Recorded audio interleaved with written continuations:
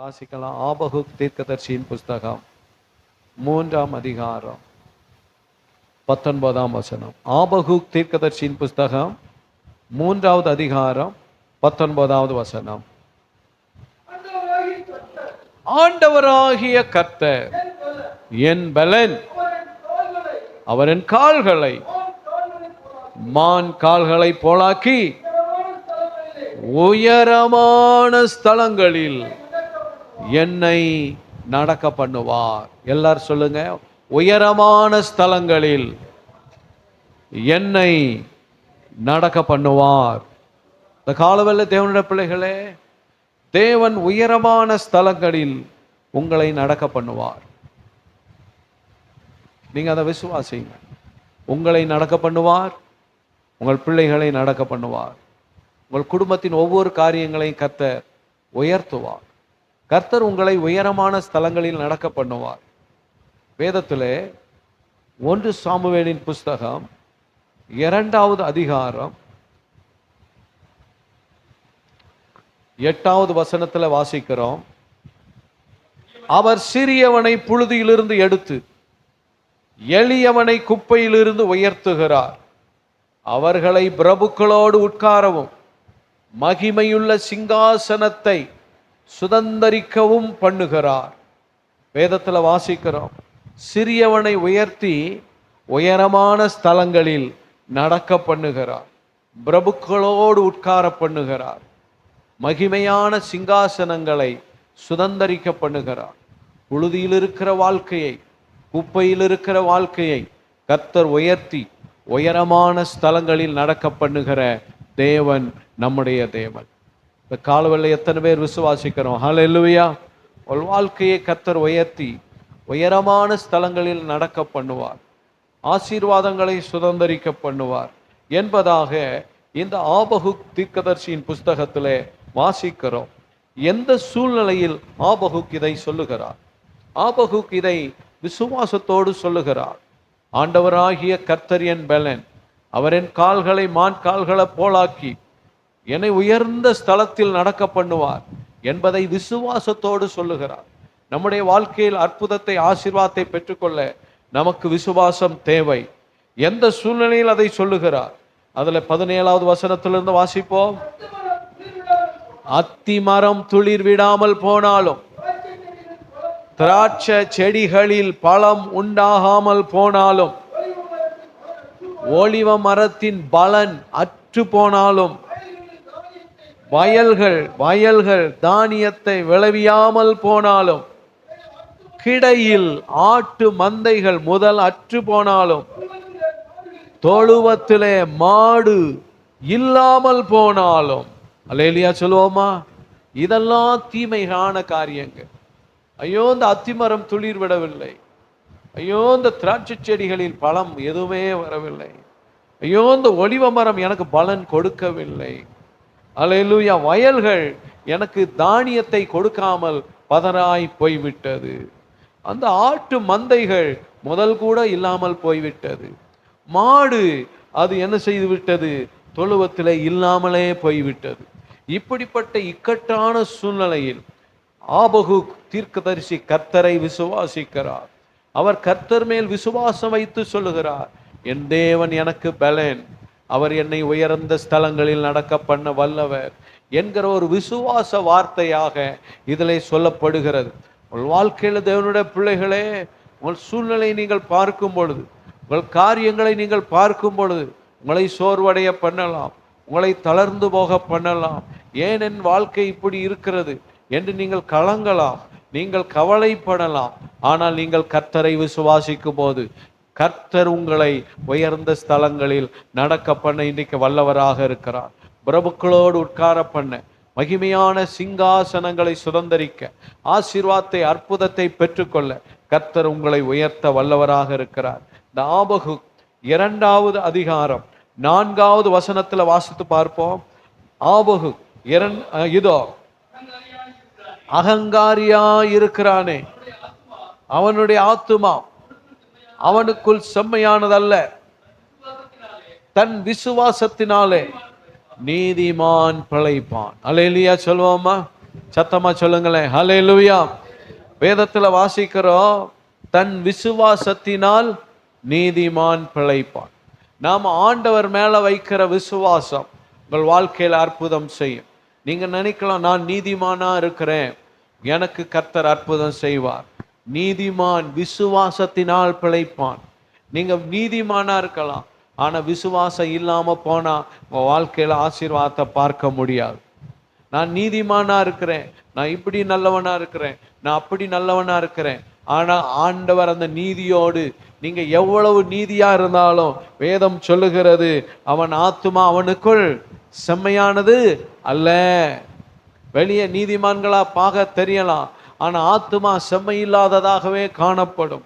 ஆக ஆண்டவர் சொல்லுகிறார், கர்த்தர் உங்களை நீதிமானாக மாற்றி உங்களை ஆசீர்வதித்து கனப்படுத்த, நீதிமான் விசுவாசத்தினாலே நீதிமான் பிழைப்பான்.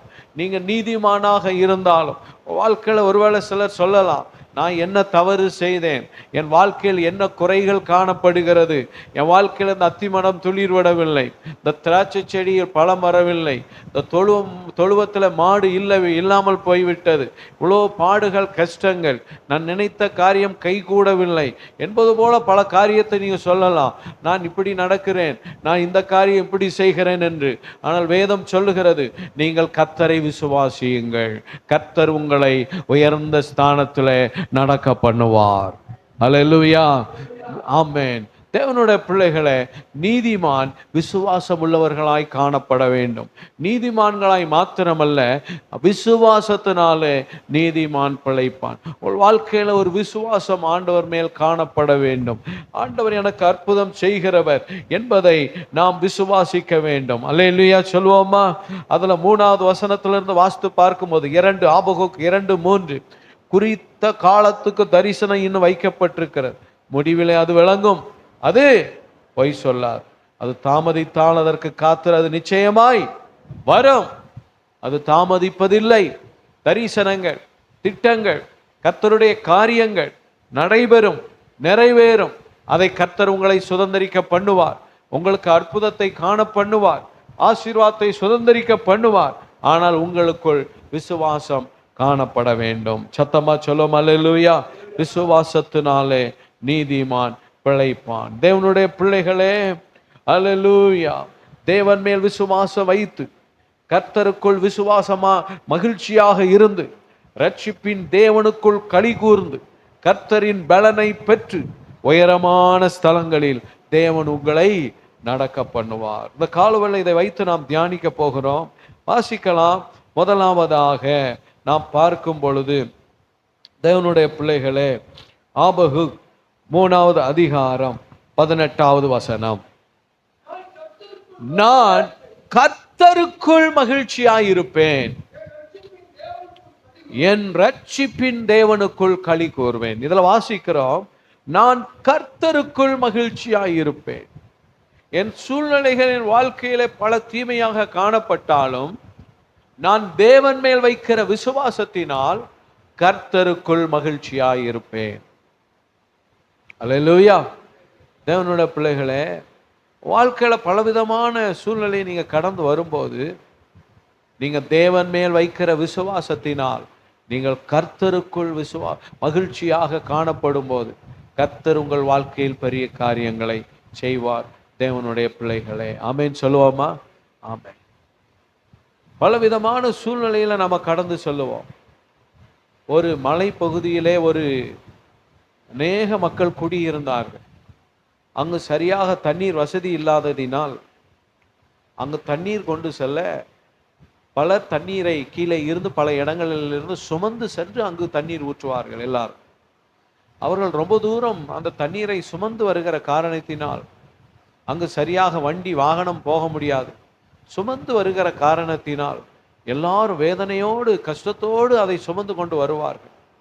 அந்த சுமந்து வரும்போது அவர்கள் பல வேதனை இருக்கும். அவர்கள் ஏன் இந்த வேலை, ஏன் இப்படி கஷ்டப்பட்டு நாம் வாழ வேண்டியது இருக்கிறது என்பது போலெல்லாம் அவர்களுக்கு பல எண்ணங்கள் வரும்.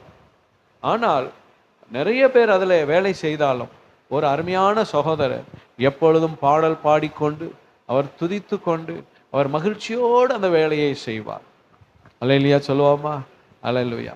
ஒரு சகோதரர் அவர்கிட்ட கேட்டார், நீங்கள் எவ்வளோ மகிழ்ச்சியாக இந்த சூழ்நிலையிலும் இவ்வளோ கஷ்டமான வேலையும் உற்சாகமாக மகிழ்ச்சியாக செய்கிறீங்களே, என்ன காரணம்? அவர் சொன்னார், என் தேவன் என்னோடு இருக்கிறார், கர்த்தருக்குள் நான் மகிழ்ச்சியாக இருக்கிறேன், இந்த பாடுகள் மத்தியிலும் கர்த்தர் என்னோடு கூட இருந்து என்னை சந்தோஷப்படுத்துகிறார் என்று அவர் மகிழ்ச்சியோடு அந்த வேலைகளை செய்தார். தேவனுடைய பிள்ளைகளே, வாழ்க்கையில் பல சூழ்நிலைகளை நாம் பார்க்கும் பொழுது உலக மக்கள் பலரை பார்த்து ஏன் அவர்கள் நன்றாய் இருக்கிறார்கள், என் வாழ்க்கையில் கஷ்டம் இருக்குது என்று உள்ளத்தில் வேதனை கொள்ளாமல் கர்த்தருக்குள் மகிழ்ச்சியாய் இருக்கிற அந்த விசுவாசம் உங்களுக்குள் காணப்பட வேண்டும். அல்லேலூயா. தேவனுடைய பிள்ளைகளே, என் தேவன் என்னோடு இருக்கிறார், அவர் என்னோடு கூட இருந்து என்னை ஆசீர்வதிக்க வல்லவர், ஒரு நாள் நிச்சயம் எனக்கு உயர்வு வரும், ஒரு அற்புதம் நடக்கும், என் தேவன் என்னை ஆசீர்வதிப்பார். கர்த்தருக்குள் மகிழ்ச்சியாக இருக்கிற ஒரு அனுபவம் இருக்கிறது. ஆமென் சொல்லுங்க. பிலிப்பியர் 4ஆம் அதிகாரம் 4வது வசனம், கர்த்தருக்குள் எப்பொழுதும் சந்தோஷமாய் இருங்கள். ஆமென் சொல்லுவோமா? கர்த்தருக்குள் சந்தோஷமாய் இருப்பதை குறித்து வேதத்தில் வாசித்து பார்க்கும்போது சங்கீதம் 84ஆம் சங்கீதம் 1வது வசனம் வாசிப்போம். உமது வாசஸ்தலங்கள் எவ்வளவு இன்பமானவைகள். சங்கீதக்காரன் சொல்றார், கவனிக்கீங்களா? யார் கர்த்தருக்குள்ள மகிழ்ச்சியா இருப்பாங்க தெரியுமா? கவனிக்கீங்களா? என்ன பிரச்சனை வந்தாலும் கவனிக்கீங்களா? எவ்வளவு கஷ்டம் இருந்தாலும் சரி, எவ்வளோ பாடுகள் இருந்தாலும் சரி, அவங்க எங்க வந்துடுவாங்க சொல்லுங்க? அவருடைய ஆலயத்துக்கு வருவாங்க, அவர் சமூகத்துக்கு வருவாங்க. 6 நாள் பல வேலைகளை செஞ்சிட்டு இருந்தாலும், பல உழைப்பு பல காரியம் ஓடி அதை செஞ்சிட்டு இருந்தாலும், யார் கர்த்தருக்குள்ள சந்தோஷமா இருப்பா தெரியுமா? ஞாயிற்றுக்கிழமை வந்துருச்சா எங்க வந்துடணும்? கர்த்தருடைய சமூகம். ஏன்னா சேனைகளின் கர்த்தாவே, உமது வாசஸ்தலங்கள் எவ்வளவு இன்பமானவை. நம்மை மகிழ்ச்சி ஆக்குகிறது தேவ சமூகம். கவனிக்கீங்களா? நீங்க விசுவாசத்தோட கர்த்தருக்குள்ள மகிழ்ச்சியா இருந்து கொண்டிருந்தா ஒரு நாள் வரும், கர்த்தர் உங்களை உயர்ந்த ஸ்தலங்களில் நடக்க பண்ணுவார். விசுவாசத்தோட ஆமென் சொல்லுங்க. ஆமென். அல்லேலூயா. உன் வாழ்க்கையில பாடு இருக்கலாம், உபத்திரவம் கண்ணீர் பாத பல வழியில நீ போயிட்டு இருக்கலாம். என் வாழ்க்கையில இன்னும் அத்திமரம் துளிர்க்கலன்னு நினைக்கலாம், திராட்சை செடி பழம் வரலன்னு நினைக்கலாம், ஒலிவ மரத்துல பலன் இல்லைன்னு நினைக்கலாம். ஆனா அப்படிப்பட்ட சூழ்நிலையில நீங்க கர்த்தருடைய ஆலயத்துல வந்து மகிழ்ச்சியோட கர்த்தரை ஆராதிக்கும் போது ஆண்டவர் சொல்லுகிறார், வேதத்துல நாம் வாசிக்கிறோம், உயரமான ஸ்தலங்களில் கர்த்தர் உங்களை நடக்க பண்ணுவார். அல்லேலூயா. சின்ன காரியமா இருக்கலாம், அற்பமான காரியத்தை செய்து கொண்டிருக்கலாம், கடினமா உழைத்து கொண்டிருக்கலாம், கடினமான வேலைகளை செய்து கொண்டிருக்கலாம், உலகத்தாரால் அற்பமாய் மதிக்கப்பட்டு கொண்டிருக்கலாம், அற்பமாய் எண்ணப்பட்டு கொண்டிருக்கலாம், குறைந்த காரியத்துல குறைந்த வருமானத்துல வாழ்ந்து கொண்டிருக்கலாம். ஆனா கர்த்தருடைய ஆலயத்துல வந்து கர்த்தரை ஆராதித்து, ஆண்டவரே உங்க சமூகம் தான் எனக்கு மகிழ்ச்சின்னு கர்த்தருக்குள்ள மகிழ்ச்சியா ஒரு மனுஷன் இருக்கும்போது ஆண்டவர் சொல்றார், ஒரு நாள் வரும், கர்த்தர் உங்களை உயர்ந்த ஸ்தானத்துல நடக்க பண்ணுவார். ஏனென்றால் உங்களை உயர்த்துகிற வல்லமை கர்த்தரிடத்தில் இருக்கிறது. அல்லேலூயா. ஆக கர்த்தருக்குள் நீங்கள் மகிழ்ச்சியா இருக்கணும். கர்த்தாவே, உமது வாசஸ்தலங்கள் எவ்வளவு இன்பமானவைகள். சங்கீதம் 122ஆம் சங்கீதம் 1வது வசனம் வாசிப்போம். சங்கீதம் 122:1,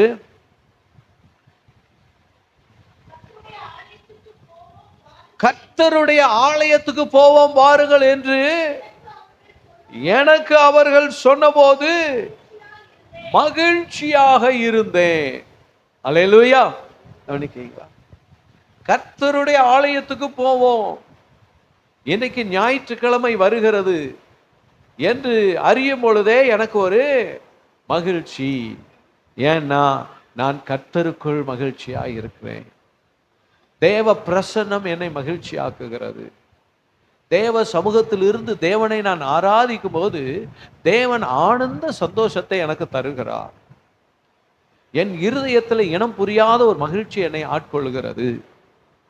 தேவனுடைய ஆலயத்தில் வந்து ஆராதிக்கும் போது 6 நாள் கடினமாய் பல வேலைகளை செய்து உழைத்து வந்தாலும், பல சூழ்நிலைகளை கடந்து வந்தாலும், இந்த தேவ சமூகத்தில் நான் வந்து இருக்கிற அந்த நேரம் என் வாழ்க்கையிலே என் குறையெல்லாம் மறக்க வைத்து அற்புதத்தை பெற்றுக்கொள்கிற புதிய விசுவாசத்தை கொடுத்து கர்த்தர் என்னை நடத்துகிறார்.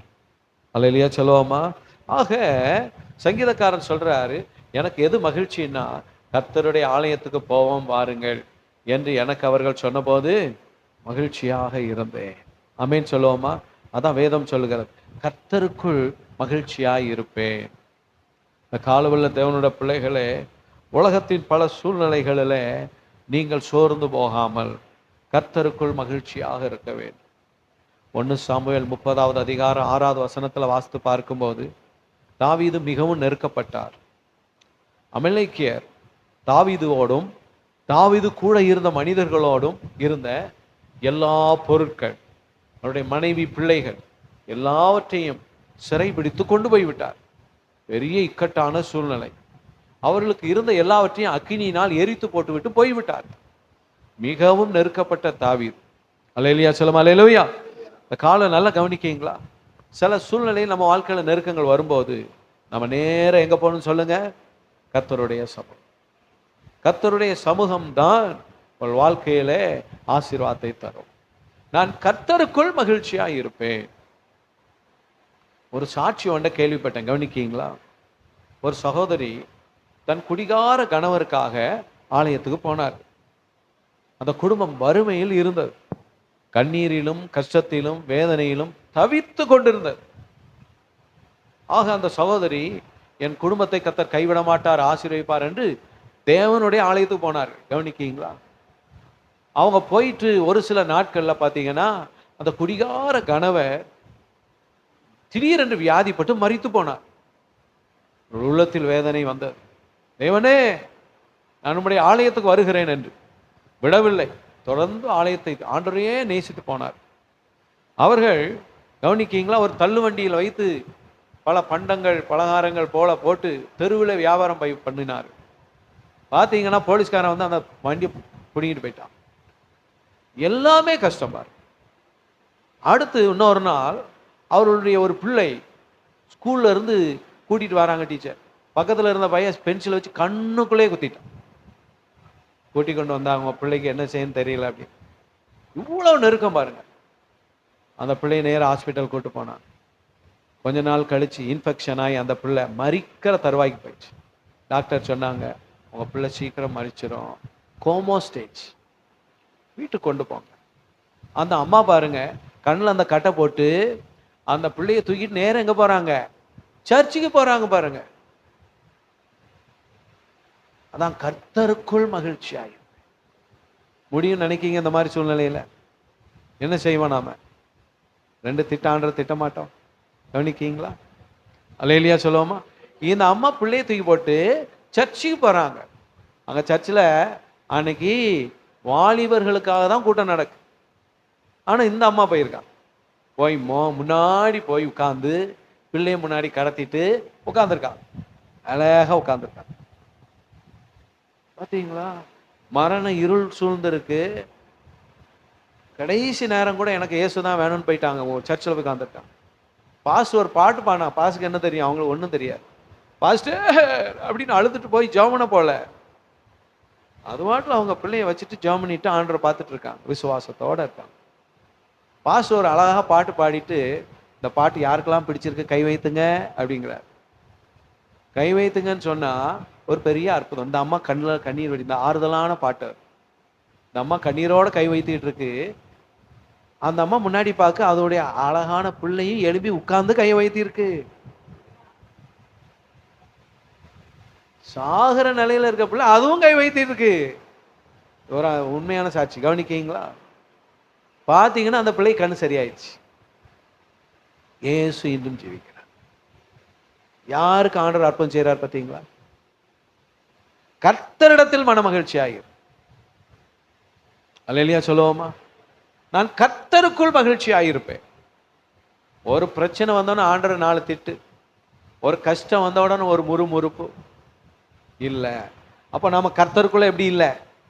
மகிழ்ச்சியா இல்லை. நான் கர்த்தருக்குள் மகிழ்ச்சியா இருப்பேன். ஏன்? எப்போ? அத்திமரம் துளிர் விடல. அல்லேலூயா. திராட்சை செடியில பழம் இல்ல, ஒலிவ மரம் பலனே போச்சு, ஆட்டு மந்தையில முதலே போச்சு, எல்லாம் போச்சு. ஆனா நான் கர்த்தருக்குள்ள மகிழ்ச்சியா இருக்கேன். கர்த்தர் என்ன உயர்ந்த ஸ்தானத்துல நடக்க வைக்க இன்னைக்கும் வல்லவரா இருக்கிறார். அதான் விசுவாசத்தோடு கர்த்தருக்குள் மகிழ்ச்சியா இருப்பார். அந்த அம்மாக்கு ஒரே மகிழ்ச்சி பாரு, பிள்ளைய தூக்கிக்கிட்டு மகிழ்ச்சியா வீட்டுக்கு போன. வீட்டுக்கு போனா அங்க போலீஸ்காரன் வந்து நிற்கான். என்ன அப்படின்னு கேட்டா அவங்க சொல்ல, சாரி அம்மா, நான் உங்களை ரொம்ப கஷ்டப்படுத்திட்டோம், மன்னிச்சுக்கிறேன், இந்தாங்க உங்க வண்டி வந்துருச்சு, நீங்க அழகா அதே இடத்துல இருந்து வியாபாரம் பண்ணுங்க, நாங்க உங்களுக்கு பாதுகாப்பா இருப்போம். சரிங்களா? பெரிய அற்புதம் பாரு. இன்னைக்கு அந்த குடும்பம் எப்படி இருக்கும்னு நினைக்கிங்க? ஆசீர்வாதத்து மேல ஆசீர்வாதம், உயர்வின் மேல உயர்வு. கர்த்தர் இந்த காலவெளியில நம்மிடத்துல எதிர்பார்ப்பதெல்லாம், நீங்கள் விசுவாசத்தோடு கர்த்தருக்குள் மகிழ்ச்சியாயிருங்கள். அல்லேலூயா. ஏதோ ஒரு நன்மையை பெற்றவுடனே மகிழ்ச்சியா இருப்பதல்ல, அது கர்த்தருக்குள் இருக்கிற மகிழ்ச்சி அல்ல. அத்திமரம் துளிர் விடாலனாலும் தேவனுடைய ஆலயத்துக்கு வர்றதுதான் கர்த்தருக்குள் மகிழ்ச்சியா இருப்பது. ஒலிவ மரம் பலன் கொடுக்கலனாலும் கர்த்தருடைய ஆலயத்தில் வந்து கைத்தட்டி பாடுவதுதான் கர்த்தருக்குள் மகிழ்ச்சியா இருப்பது. அது தேவனை விசுவாசிப்பதை குறிக்கிறது. விசுவாசத்தினால் நீதிமான் பிழைப்பான். அல்லேலூயா. ஆக இன்றைக்கு கர்த்தர் அற்புதம் செய்கிறார். ஆபகு கர்த்தர் மேல் தான் வைக்கிற விசுவாசத்தை வெளிப்படுத்துகிறார். அதனால அவர் சொல்றார், நான் கர்த்தருக்குள் மகிழ்ச்சியாய் இருப்பேன். சங்கீதம் 34:1 முதல் வாசித்து பார்க்கும்போது, கர்த்தரை நான் எக்காலத்திலும் ஸ்தோத்தரிப்பேன், அவர் துதி எப்போதும் என் வாயில் இருக்கும். சிறுமைப்பட்டவர்கள் அதை கேட்டு மகிழுவார்கள். ஆமென் சொல்லுவோமா? எக்காலம்னா என்ன அர்த்தம்? காலங்கள், பல காலங்கள் இருக்கு. நன்மையான காலங்கள், தீமையான காலங்கள், உபத்திரவ காலங்கள், ஆசீர்வாதத்தின் காலங்கள் வருது இல்லையா நம்ம வாழ்க்கையில? அல்லேலூயா சொல்லுவோமா? என் வாழ்க்கையில் ஒரு பிரச்சனையுமே வர்றதில்ல பாஸ்டர், ஏசப்பா பிள்ளைய மாறினதுல இருந்து கிடையாது. அதான் ஆண்டவர் சொல்றாரு, கவனிக்கீங்களா? சங்கீதக்காரன் சொல்றாரு, எக்காலத்திலும். என் வாழ்க்கையில சில நேரம் வியாதியின் நேரம் வருது, என் வாழ்க்கையில சில நேரம் கஷ்டத்தின் நேரம் வருது, இருந்தாலும் நான் கர்த்தரை ஸ்தோத்தரிப்பேன். ஏன்னா நான் கர்த்தருக்குள் மகிழ்ச்சி ஆயிருக்கிறேன். ஆண்டவர் ஒரு நாள் என்னை உயர்ந்த ஸ்தலத்தில் நடக்க பண்ணுவார். ஏன்னா என் தேவன் என்னை கைவிட மாட்டார். அந்த விசுவாசத்தோடு நாம் கர்த்தருக்குள் மகிழ்ச்சியாக இருக்க வேண்டும். தேவனுடைய பிள்ளைகள் கர்த்தருக்குள் மகிழ்ச்சியா இருந்து அவரை மகிமைப்படுத்த ஆரம்பிக்கும் போது வேதம் சொல்லுகிறது, உயர்ந்த ஸ்தலங்களில் உங்களை கர்த்தர் நடக்க வைப்பார். அப்போஸ்தலர் 16:25 வாசித்து பார்த்தீங்கன்னா, பிலிப்பி பட்டணத்துல பவுலும் சீலாவும் ஊழியம் செய்து கொண்டிருந்த போது அங்க அவர்களுக்கு அடியும் உதையும் வேதனையும் தான் மிஞ்சினது. பார்த்தீங்களா? ஊழியத்துக்கு போனா ஆனர் பண்ணுவாங்க, கனம் பண்ணுவாங்க, வாங்கய்யா அப்படின்னு சொல்லுவாங்கன்னு போனா கெட்ட வார்த்தை போட்டு திட்டுறாங்க, அடி அடின்னு அடிக்காங்க, மிதி மிதி மிதிக்காங்க, ஜெயிலுக்குள்ள கொண்டு காலை கையெல்லாம் மாட்டி வச்சுட்டாங்க. ஆனா அந்த நிலை வரணும் அவர் நினைச்சிருப்பாரா? அல்லேலூயா. எவ்வளோ கர்த்தர் அற்புதம் செஞ்சார் பார்த்தீங்களா? ஊழியத்துல பார்த்தீங்கன்னா அப்படிப்பட்ட சூழ்நிலைலாம் வரும். ஆனா அந்த நேரத்தில் பவுல்சிலாம் இணைஞ்சாங்க, நடு ராத்திரியில ஜெபம் பண்ணினாங்க, தேவனை துதித்து பாடினாங்க. வேதம் சொல்லுகிறது, கர்த்தரை நான் எக்காலத்திலும் ஸ்தோத்தரிப்பேன். பாடினார்கள் அவர்கள். வேதம் என்ன சொல்லுகிறது?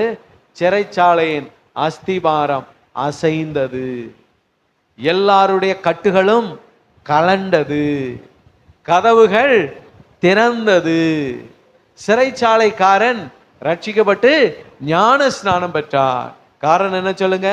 நான் கர்த்தருக்குள் மகிழ்ச்சியாய் இருப்பேன். கர்த்தரை நான் எக்காலத்திலும் ஸ்தோத்தரிப்பேன். தேவனுடைய பிள்ளைகளே, நாம் அத்திமரம் துளிர் விடவில்லையே என்று நாம் கர்த்தரை முறுமுறுக்க கூடாது. திராட்சை செடியில் பழம் இல்லையே என்று நாம் தோத்திரத்தை விடக்கூடாது, ஆராதனையை விட்டுவிடக்கூடாது. தேவ சமூகத்திலிருந்து அவரை மகிமைப்படுத்தி ஆராதிப்பதை விடவே கூடாது.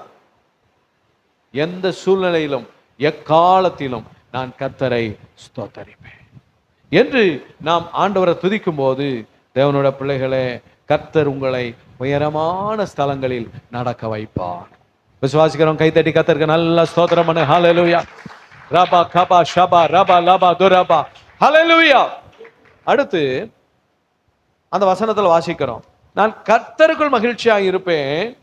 ஆபகுக் 3ஆம் அதிகாரம் 18வது வசனம், நான் கர்த்தருக்குள் மகிழ்ச்சியாக இருப்பேன். அடுத்து, என் ரட்சிப்பின் தேவனுக்குள் களி கூறுவேன். ரெண்டாவது எனக்கு எதுல களி கூறுதல்? மகிழ்ச்சி கர்த்தருக்குள். ரெண்டாவது எதுல களி கூறுதல்? ரட்சிப்பில் களி கூறுதல். கவனிக்கிறீங்களா? அல்லேலூயா. ரட்சிப்பின் தேவனுக்குள் ஒரு களி கூறுதல்.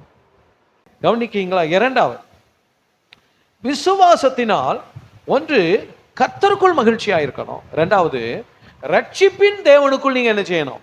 களி கூறணும். விசுவாசத்தினால் ரட்சிப்பின் தேவனுக்குள் நீங்க களி கூறணும். தேவனுடைய பிள்ளைகளை, ரட்சிப்புல ஒரு மகிழ்ச்சி இருக்கு.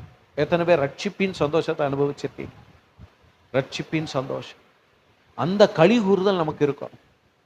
ரட்சிப்பின் மகிழ்ச்சி, அந்த களி கூறுதல் உங்களுக்குள்ள எப்பவும் இருக்கணும்.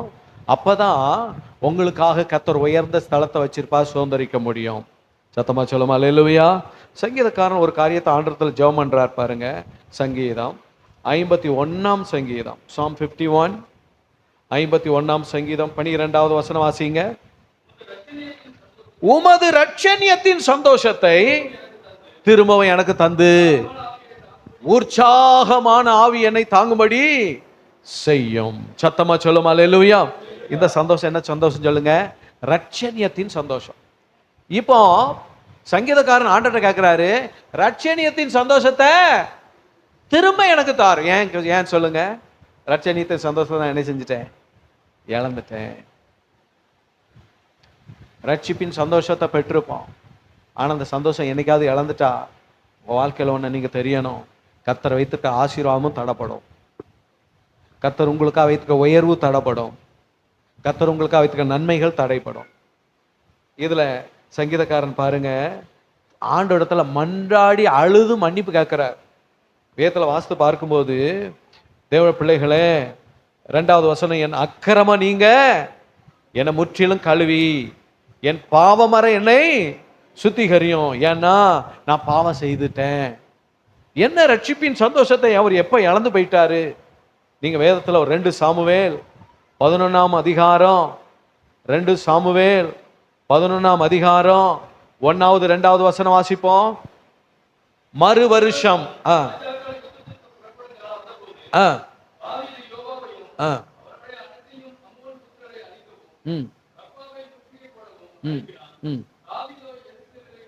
ஜனங்கள் எல்லாம் யுத்தத்துக்கு போயிருக்காங்க. தாவீது வீட்டில் இருக்கிறார். சரி, ராஜா அவர் வீட்டில் இருக்கிறார். அவரு வீட்டில் இருந்து என்ன செஞ்சிருக்கலாம்? நல்லா ஜெபம் பண்ணி இருக்கலாம், அவங்களுக்கு வேண்டிய ஆலோசனைகளை கொடுத்துட்டு இருந்திருக்கலாம். ஆனா அவர் செய்யறத வாஸ்து பார்ப்போம். 2வது வசனம், ஒரு நாள் சாயங்காலத்தில் நல்லா தூங்கி முழிச்சு எழுந்து, அவர் தூங்கி முழிச்சு எழும்பி ஃப்ரெஷ் ஆயிட்டு தேவ சமூகத்துல கவனிக்கீங்களா, உட்கார்ந்து ஜெபிக்க வேண்டிய மனுஷன். கவனிக்கீங்களா? நாம கவனிக்கணும். ரட்சிக்கப்பட்ட தேவ ஜனம் ரட்சிப்பின் சந்தோஷத்தை காத்துக்கொள்ளணும்னா உங்க நேரங்களை கர்த்தருக்கு கொடுக்கணும். தூங்கி முழிக்கிறது சரி, ரெஸ்ட் எடுத்துட்டு எழும்புனா உப்பரிக்கையில போகக்கூடாது. கவனிக்கீங்களா? நமக்கு சில நேரம் உப்பரிக்கை எதுவா இருக்கும் தெரியுமா? உங்க கையில் இருக்கிற மொபைலா இருக்கும். நமக்கு சில நேரம் உப்பரிக்கை எதுவா இருக்கு தெரியுமா? உங்க வீட்டில் இருக்க டிவியா இருக்கும். தூங்கி முடிச்சுட்டு அப்படியே காப்பி குடிச்சிட்டு டிவியில கண்டதையும் அப்படியே போட்டுட்டு இருந்தீங்கன்னா அதுதான் உங்களுக்கு உப்பரிக்கை. அப்படியே தூங்கி முழிச்சுட்டு அப்படியே உட்கார்ந்துட்டு மொபைல்ல கண்டதையும் பார்த்துருந்தீங்கன்னா அதான் உங்களுக்கு உப்பரிக்கை. அல்லேலூயா சொல்லுவோமா? அந்த உப்பரிக்கையில உலாத்துறான். என்ன நடக்க பாருங்க, வாசிங்க. உலாத்தி கொண்டிருக்கும் போது அவன் பார்வை ஒரு தீமையான காரியத்தை பார்க்கும்படி சத்துரு அவனை கொண்டு போகிறான். அந்த உப்பரிக்கையிலிருந்து அவன் பார்க்கும்போது ஒரு ஸ்திரீ ஸ்நானம் பண்ணுகிறதை அவன் உயரத்துல இருக்கிறான். அதனால அவன் அப்படி பார்த்திருக்கிறான். அந்த ஸ்திரீ சௌந்தரியவாதியாக இருக்கிறாள். அவள் மேல் இவனுக்குள் மாமிச இச்சையும் கண்களின் இச்சையும் அது வருகிறது. இன்னொரு பக்கம் ஜீவனத்தின் பெருமையும் வருகிறது. நான் என்ன செஞ்சா யார் என்னைய கேட்க முடியும் என்கிற ஒரு ஜீவனத்தின் பெருமையும் வருகிறது. ஆக பாவத்தில் விழுந்து போனான், ரட்சிப்பை இழந்து போனான். அல்லேலூயா சொல்லுவோமா? அவன் ரட்சிப்பின் சந்தோஷத்தில் களி கூறுவதற்கு பதிலாக பாவ சந்தோஷத்தை தேடுகிறான். ஆபகு சொல்லுகிறார், கர்த்தருக்குள் மகிழ்ச்சியா இருக்கிறது மாத்திரம் இல்ல, ரட்சிப்பில் நான் களி கூறுகிறேன். இன்னைக்கு அநேகர் ரட்சிப்பில் களி கூறுவதை விட்டுவிட்டு பாவ சந்தோஷத்தை தேடுகிற நிலைமைக்கு போனால் வேதம் சொல்லுகிறது, தேவ பிள்ளைகளே, கர்த்தர் உங்களுக்காக வைத்திருக்கிற உயர்ந்த ஸ்தலத்தில் நம்மால் நடக்க முடியாது. அல்லேலூயா. ரட்சிப்பின் மகிழ்ச்சி, அதை நாம் காத்து கொள்ள வேண்டும். பாவ சந்தோஷம், உலக சந்தோஷம், சிற்றின்ப சந்தோஷம் அழிவை கொண்டு வரும். அதனால் சங்கீதக்காரன் அழுது ஜெபிக்கிறார், ஆண்டவரே, என் பாவம் அற என்னை கழுவி என்னை சுத்திகரியும். இந்த பாவ சந்தோஷம் ரட்சிப்பின் சந்தோஷத்தை இழந்து போக செய்யும், ரட்சிப்பின் மகிழ்ச்சியை இழந்து போக செய்யும். அதுபோக அந்த பாவ சந்தோஷம் மரணத்துக்கு நேராக கொண்டு போகும், உயர்ந்த ஸ்தலத்தில் நடக்க வைக்காது. அல்லேலூயா. ஆக கர்த்தருக்குள் மகிழ்ச்சி, ரட்சிப்பின் சந்தோஷம், இதை நாம் காத்துக்கொள்ள வேண்டும். வேதத்துல ஒரு மனுஷன் லூக்கா 19 வாசிக்கிறோம், சகையு. அவர் நினைச்சார் பணம் தான் சந்தோஷம் நினைச்சார். எவ்வளோ அநியாயமா பணம் சம்பாதிச்சார், சந்தோஷம் இல்லை. ஒரு நாள் ஏசப்பாவை பார்க்க வந்தார். ஏசு சொன்னார், இன்றைக்கு நான் உன் வீட்டில் தங்க வேண்டும். அவர் சொன்னார், நான் யார்கிட்ட அநியாயமா வாங்கினோ 4 மடங்கா கொடுத்துட்றேன், என் ஆஸ்தியில பாதியை கூட வித்து ஏழைங்களுக்கு கொடுத்துட்றேன், நீங்க எனக்கு வேணும்ப்பா. உங்க ரட்சிப்பின் சந்தோஷத்துக்காக நான் எதனாலும் இழக்க ஆயத்தமா இருக்கிறேன். ஆண்டவர் சொன்னார், இன்றைக்கு இந்த வீட்டுக்கு ரட்சிப்பு வந்த.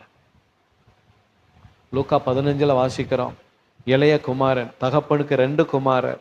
இளைய குமாரன் உலக பாவ சந்தோஷத்தை தேடி தகப்பனிடத்திற்கு எல்லா சொத்தையும் பறித்து கொண்டு துன்மார்க்கமா வாழ்ந்தான். பாவ சந்தோஷத்தினால் எல்லாவற்றையும் இழந்தான். ஒரு அடிமட்ட நிலைக்கு வந்தான்.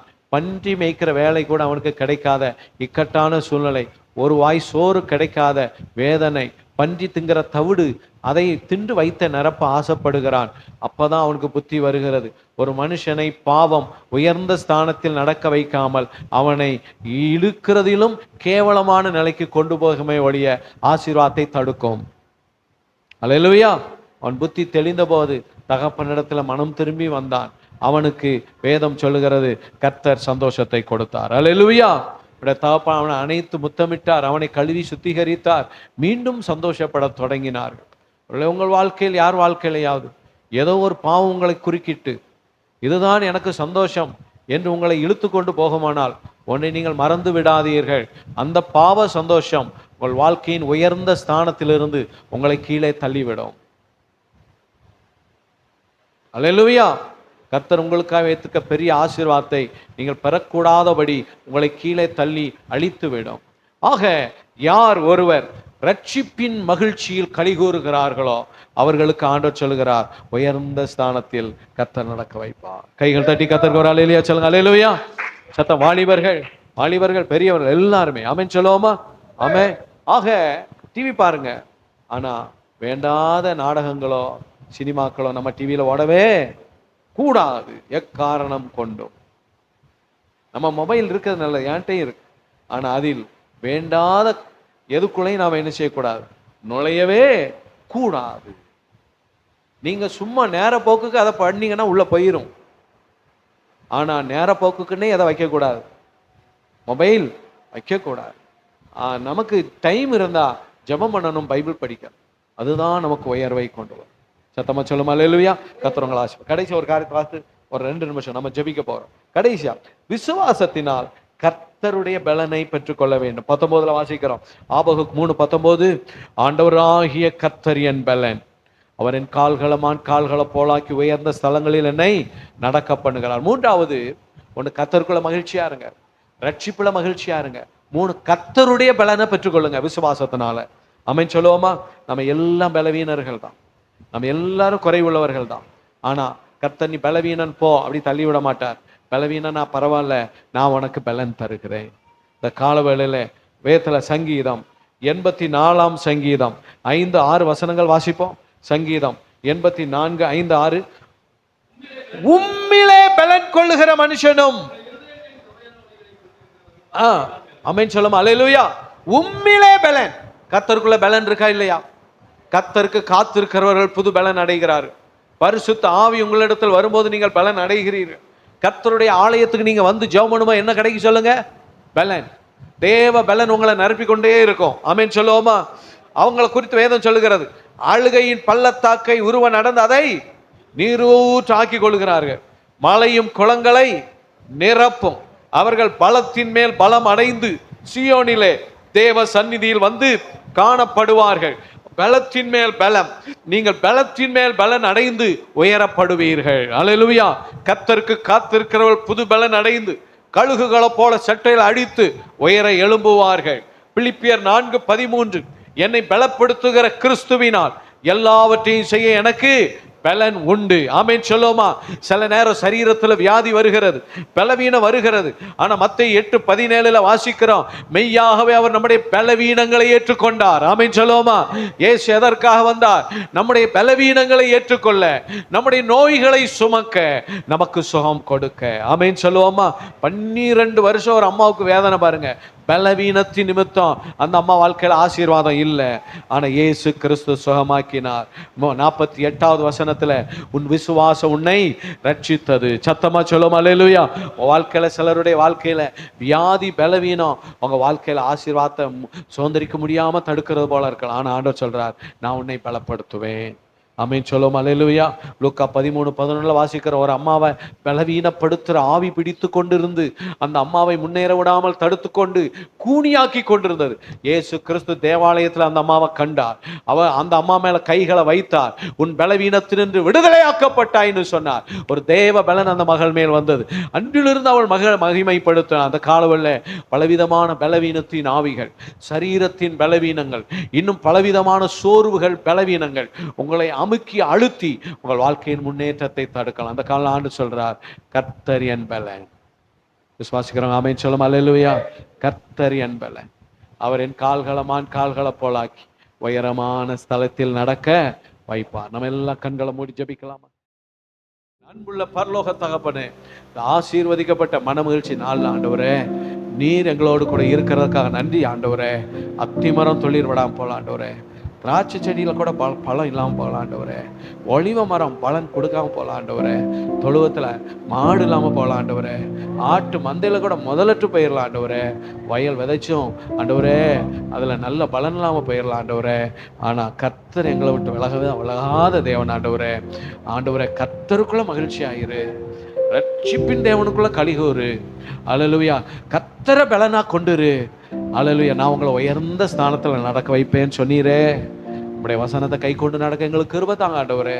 பல இழப்பு கஷ்ட நேரத்திலும் நாங்கள் சோர்ந்து போகாமல் கர்த்தருக்குள் மகிழ்ச்சியாக இருப்பதற்கும் ஆண்டவரே, ரட்சிப்பின் மகிழ்ச்சியை விட்டு விலகி பாவத்துக்குள் போகாமல் ஆண்டவரே, நாங்கள் எல்லாரும் உமக்குள் பரிசுத்த ஜீவியம் செய்யவும், உம்மை பிரியப்படுத்துகிற வாழ்க்கை வாழவும், கர்த்தர் கொடுக்கிற புதிய பலனை, புதிய கிருபைகளை பெற்று உமக்குள் கழுகு போல் பலனடைந்து உயர எழும்பவும் கிருபை தாரும் ஆண்டவரே. உம்முடைய பிள்ளைகள் ஒவ்வொருவருக்காக நீர் வைத்திருக்கிற உயர்ந்த ஸ்தலங்கள் உண்டு ஆண்டவரே. உயர்ந்த ஸ்தலங்களில் உம்முடைய பிள்ளைகளை நடக்க பண்ணுவீராக. அதை தடை செய்கிற எந்த கிரியைகளை அகற்றி அழித்து ஆசீர்வதிக்க நாங்கள் ஜெபிக்கிறோம் ஆண்டவரே. சாட்சியா நிறுத்துங்க. இயேசு கிறிஸ்துவின் நாமத்தில் கேட்கிறோம் நல்ல பிதாவே. ஆமென். ஆமென்.